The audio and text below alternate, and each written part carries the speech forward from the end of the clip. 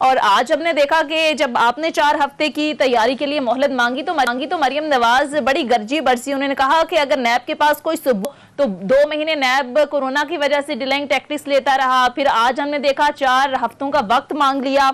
तो कैसे रिस्पॉन्ड करेंगे? और दूसरा सर, पिछली समात में काफी टफ सवालात भी किए जो नैब प्रोसिक्यूटर थे अदालत की जानिब से, तो आपको सर कितने पुरुमीद हैं कि केस मंतकी अंजाम तक पहुंचेगा?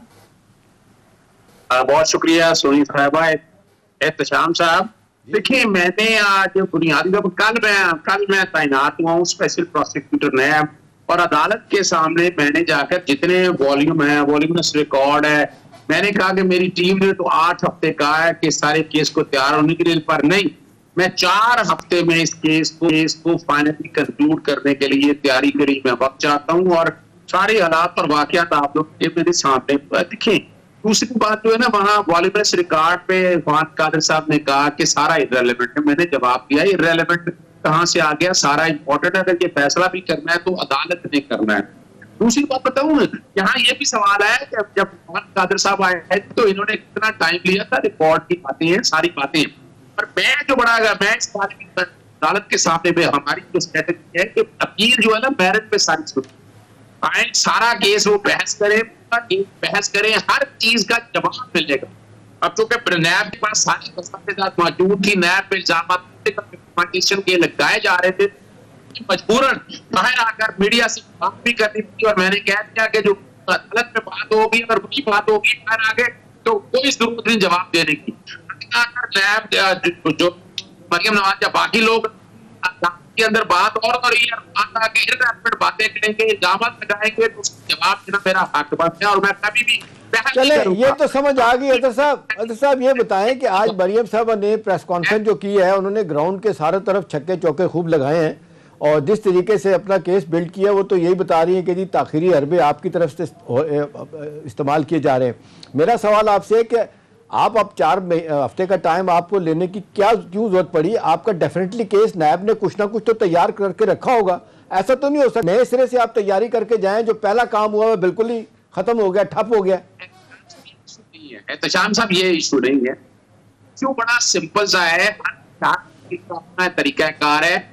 मैंने बाहर गुफ्तगू अगर मेरी सुनी हो तो मैंने सारी चीजों का जवाब दे दिया। मरियम नवाज साहिबा जो कह रही थी कि सबूत नहीं है, मैंने वो भी अदालत के सामने बाहर रख दिया और बता दिया कि प्रॉपर्टीज की वैल्यू से 1.9 मिलियन पाउंड जो है खुद एक्ससीएम के जरिए वहां पर क्लियर की, लैंड रिकॉर्ड की रजिस्ट्रियां सारी लगाई। ये सादे के सवाल ये नहीं है। फौजदारी केस जब लड़ना हो, इसके बुनियादी असूल है, उन असूलों को सामने रखते हुए एक बात मैंने एक और चैलेंज किया, मैं आपके प्रोग्राम में भी कहता हूँ कि मरियम नवाज साहिबा के पास अगर सबूत है तो ठीक है। अजहर सदीक साहब, आपकी आवाज कुछ सही तरह से हम सुन नहीं पा रहे। मैं एक चीज आप बताइएगा, ये जिस तरह सलमान साहब इशारा कर रहे हैं, इस पे भी थोड़ा सा कमेंट कीजिएगा। दूसरा ये कहा जा रहा है कि हुकूमत को जो अपना काम करना है वो काम नहीं कर रही, कि अगर इनको वाकई इनकी गेम खराब करनी है कि ये अदम एतमाद में कामयाब ना हो, तो इन्हें बाकायदा तौर पे अपने साथियों को डे 1 से मिला के रखना चाहिए। पैनिक में सबको मिल रहे हैं। जहांगीर तरीन से भी कहा जा रहा है रब्ता किया जाएगा। जो मैं आपसे ओरिजिनल सवाल पूछना चाहता हूँ वो ये है कि जो बार बार फवाद चौधरी साहब और बाकी लोग बात कर रहे हैं कि जी ये इसमें से हवा निकल जाएगी अदम एतमाद वाली। चंद दिनों में आपने देखें शहबाज शरीफ पर हमजा पे फर्द जुर्म लगने जा रही है। तो मेरा सवाल ये है कि जो सियासी तौर पे खेल खेलना हुकूमत ने वो नहीं खेल रही और सारा मामला लीगल बुनियादों पे चलाने की कोशिश की जा रही। जी अजहर सदीक साहब, आप सुन सकते हैं? जी, आवाज आ रही है मुझे?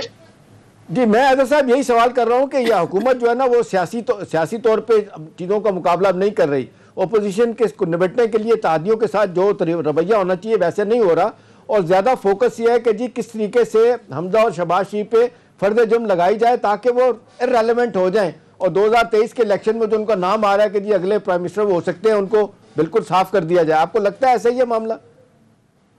देखिए, जहां तक तहरीक अदम एतमाद है वो तो अपोजिशन का हक है और हुकूमत को उसको दिफा करने का भी हक मौजूद है सामने।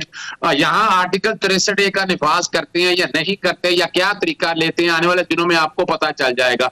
लेकिन मैं किसी भी गैर जमहूरी रवैये की मुखालफत करूंगा कि जो भी करना है आप आकर, हर एक को अपना हक है अपना वोट इस्तेमाल करने का, लेकिन आईनी तौर पर जब एक सियासी जमात के तौर पर आप मुंतखब हुए, आपका तरीकाकार है इस्तीफा दें, जाकर जो मर्जी दोबारा इलेक्शन लड़ ले, लेकिन आप ये कहें कि आप उस सियासी जमात जिसके मुंतखब किया है उसकी जगह दूसरे वोट को दे दे, तो ये डिफेक्शन तो बड़ी वाज़ेह तौर पर आइन के आर्टिकल 63A के तहत नफाज होगा।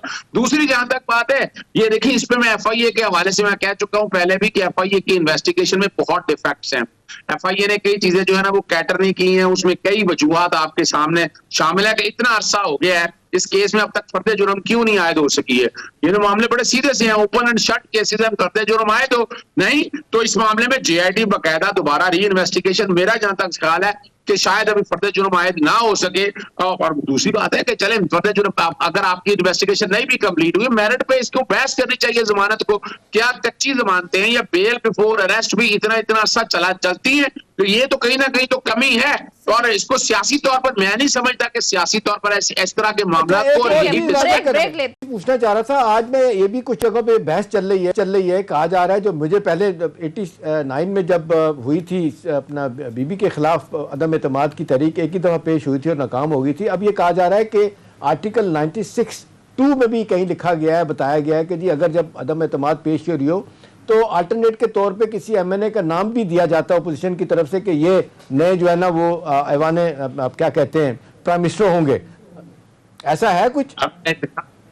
एहतशाम साहब देखिए, आर्टिकल 95 पढ़ लें और ये सारी पढ़ लें, जब आप देखें मैं आप तहरीक अदम एतमाद लेके आती हैं और कामयाब हो जाती है, अब उसके बाद अगला हाउस जो लेना है हुकूमत किसने बनानी है? अगर आपके पास ज्यादा है, आपके पास समझते हैं कि तादाद आपके पास ज्यादा है, तो आइन ने एक ऐसा बिल्ट इन मैकेनिज्म दिया हुआ है, फराहम किया हुआ है, तो आपको बताना पड़ेगा कि आप अदम एतमाद लाने के बाद आप क्या, यानी खाली तो नहीं छोड़ा जा सकता ना। वजीर आजम आज अदम एतमाद ले ना सके तो और उसके बाद खाली कैसे छोड़ेंगे, आपको बताना पड़ेगा ताकि दूसरा जो वजीर आजम है उसके बाद आकर एतमाद का वोट ले सके और अपनी हुकूमत आइन के आर्टिकल 90 और चूंकि इसके बाद तो वजीर आजम अगर अदम एतमाद कामयाब हो जाती है तो काबीना खत्म हो जाती है 90 और 91 के तहत, फिर तो वैक्यूम में चीजें रह जाएंगी ना, तो वैक्यूम में नहीं रह सकती। इसीलिए अब आइन वो एक अलग बात है कि 18वीं तरमीम के जरिए कुछ ऐसी तरमीम जान के की गई है कि जिसका मकसद जो है ना वो मिल मिला के खेलने का बात है, एक जाने वाला एक आने वाला। उन्हें नहीं पता था कि नई हुकूमत एक ऐसी आ जाएगी, वो तो बार्गेन के लिए ऐसी चीजें रखी गई हैं, चाहे वो लोकल, चाहे आप इंटरम सेटअप के लिए हवाले, मिसाल के तौर पर कल वो असेंबलियां डिसॉल्व करते हैं तो इंटरम गवर्नमेंट भी जाने और आने वाले के हवाले से बनाई जाती है, इलेक्शन कमीशन भी आपको पता है इसी तरह मिल मिला के, और चेयरमैन नैब भी। ये कुछ एक सब्जेक्ट मैं समझता हूं कि ये गैर जमहूरी तरीकाकारी कह सकते हैं कि आप एक ऐसा निजाम लेकर आए हुए हैं कि जिसमें फायदा जो है ना वो दो पार्टी सिस्टम को ही हो। ठीक है, अच्छा अजहर सदीक साहब, जरा एवन फील्ड के मामले पर मैं चाह रही हूँ कि आप जरा कमेंट कर लें कि अब ये आपकी तरफ से तो जाहिर है सारा के सारा मलबा शरीफ खानदान पर डाला जा रहा है कि मनी ट्रेल वो दें, वो तो देने से रहे, तो सर ये मामला किस तरह से आपको क्या लगता है आगे लेकर आप जाएंगे? क्योंकि ट्रस्ट डीड पर भी अदालत ने पिछली समाअत में कहा है कि ये जाली तो ना हुई बल्कि ये प्रीडेटेड है, तो ये मामला कैसे मंतकी अंजाम तक पहुंचेगा? सोनी साहब, आज देखिए, आज मेरा मकसद यही था, अदालत से मेरी टीम ने तो 8 हफ्ते का टाइम मांगा था जो मेरे साथ काम कर रही है, तो मैंने खुद कहा कि 4 हफ्ते में सारा, चूंकि वॉल्यूमिनस रिकॉर्ड है, सारा बहुत ज्यादा रिकॉर्ड पढ़ना है। और वहां आज अभी अदालत के सामने तो मैंने सिर्फ यही पोजीशन रखी है, लेकिन बाहर आकर जो मीडिया में वो मरियम कह के गई कि सारे सबूत है, मैंने बताया जी कौन से सबूत है। इनकम टैक्स की रिटर्न आज भी मैं चैलेंज कर रहा हूं कि पिछले 20 साल की ले आए कि इन्होंने डिक्लेयर किया हो, अपना वेल्थ टैक्स को दिया हो, वेल्थ स्टेटमेंट में डिक्लेयर की हूं। मैंने इसके साथ साथ नवाज शरीफ के 1996 के नॉमिनेशन पेपर भी निकाल लिए हैं, इसमें 427 रुपए इनकम टैक्स दिया। मियां मोहम्मद शरीफ का 98, 99 का मैंने टैक्स रिटर्न भी निकाल लिया कि जिसमें 9,36,311 रुपए आमदन है।